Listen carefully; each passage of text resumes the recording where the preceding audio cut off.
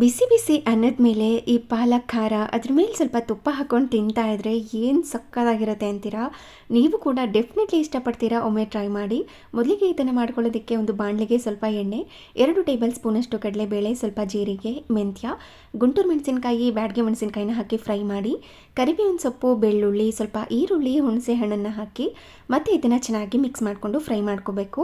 1 table ಸ್ಪೂನಷ್ಟು ಧನಿಯಾ, ಸ್ವಲ್ಪ ಉಪ್ಪನ್ನು ಸೇರಿಸಿ ಫ್ರೈ ಮಾಡಿಕೊಂಡು ಕಂಪ್ಲೀಟಾಗಿ ಕೂಲಾದ ನಂತರ ಮಿಕ್ಸಿ ಜಾರ್ಗೆ ಹಾಕಿ ಪೇಸ್ಟ್ ಮಾಡ್ಕೊಳ್ಳಿ.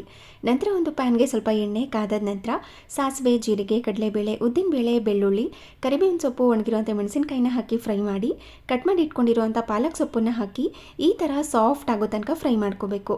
ನಂತರ ಸ್ವಲ್ಪ ಅಚ್ಕಾರದ ಪುಡಿ, ಅರಿಶಿನ ಪುಡಿ, ಸ್ವಲ್ಪ ಹಿಂಗನ್ನು ಹಾಕಿ ರುಚಿಗೆ ತಕ್ಕಷ್ಟು ಉಪ್ಪನ್ನು ಸೇರಿಸಿ ಮಿಕ್ಸ್ ಮಾಡಿಕೊಂಡು ಆಲ್ರೆಡಿ ರುಬ್ಬಿ ಇಟ್ಕೊಂಡಿರುವಂಥ ಮಸಾಲ ಪೇಸ್ಟನ್ನು ಹಾಕಿ ಮತ್ತೆ ಇದನ್ನು ಚೆನ್ನಾಗಿ ಮಿಕ್ಸ್ ಮಾಡಿಕೊಂಡು ಫ್ರೈ ಮಾಡಿಕೊಂಡ್ರೆ ಸಕ್ಕ ಟೇಸ್ಟಿ ಆಗಿರುವಂಥ ಪಾಲಕ್ ಖಾರ ರೆಡಿ.